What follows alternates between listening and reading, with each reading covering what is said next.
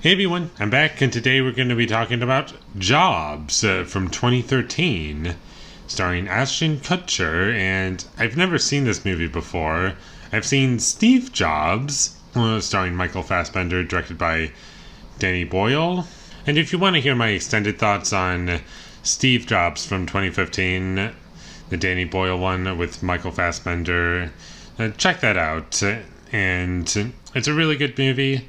This one I've always avoided because I've heard it wasn't that good, and I decided to watch it just because it was on Netflix, and it was worse than I thought it would be. I was not expecting it to be this bad. There are some really bad performances in this movie, really strange storytelling decisions, and overall, it's just a complete mess. And Ashton Kutcher in this movie, I never bought him as Steve Jobs.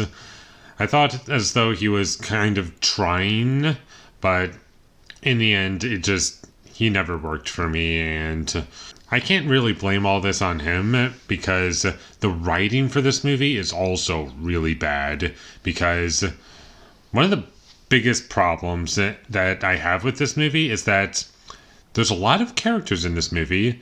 This movie is also like 2 hours long, and I really don't feel as though the characters were developed well at all.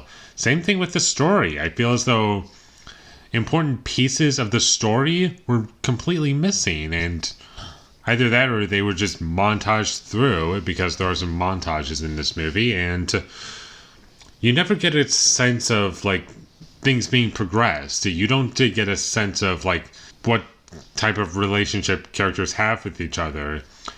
You just don't feel anything, and because of that, it drags the movie down so hard for me.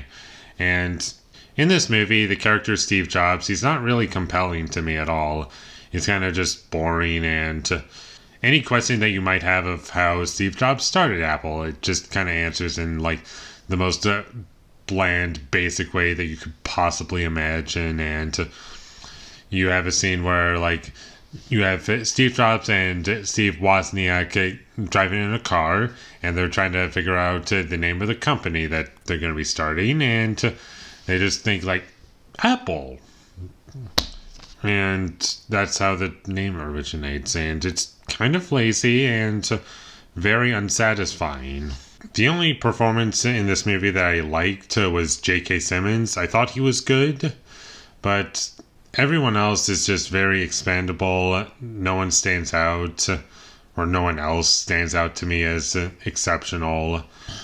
And everything just feels as though it's just thrown together without any proper planning. And the directing in this movie and shot composition is really bad. And there are some scenes in this movie where it's fine, but there are plenty of scenes where it's just people talking, and you have so many shots that are just way too close to people's faces, like this close, and it just looks ugly. And I don't understand what they were going for. And there are so many scenes in this movie where that happens, and I just can't get into the scene because the face of the actors is distracting when it takes up like almost the entire screen, and I'm not really getting anything from the character. Like, am I supposed to interpret something from the character as in like, is there a reason why these shots are so close to their faces? Not really. There's no purpose towards it. It's not purposeful, and it just feels like someone trying to make a movie, learning how to make a movie, and it is very embarrassing to watch. I also didn't really enjoy the music choices. I thought it was really, really annoying, and it never complimented any scene that it was in. I know that I say that a lot, but this movie, it really stands out as bad, and they just had no idea what they were doing, and you can tell that they just threw music into the movie just for the pacing, and it doesn't work. It doesn't fit the scene. And the movie would be much better if you had no music. I don't understand why you can't do that. And that's about all I have to say about Jobs. It was pretty bad. Nothing about it worked. I got a couple laughs, unintentionally funny laughs, but that was about it. And J.K. Simmons' performance. He was good. And I liked some of the sets. I liked that it didn't feel as though I was watching a movie that was taking place in 2013. I actually felt as though it was in the time period it was set in by the sets and the production. That was well done, but that was about it. And overall, this movie is just broken and nothing about it worked for me. And it tries to tell a big story and it has a lot of pieces missing. It's like an incomplete puzzle, is how I'll put it.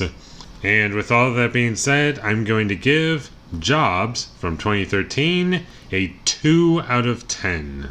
Thank you for watching my videos as always. If you enjoyed this review, be sure to leave a like and comment down below what you thought about Jobs, and my social media links, they will all be in the description, so follow me there. And last but not least, subscribe to be a part of Foley Nation, and I'll see you when I get my next review up, and that is going to be for Up in the Air. So look forward to that, but until I get that up, thank you for watching and have a great day.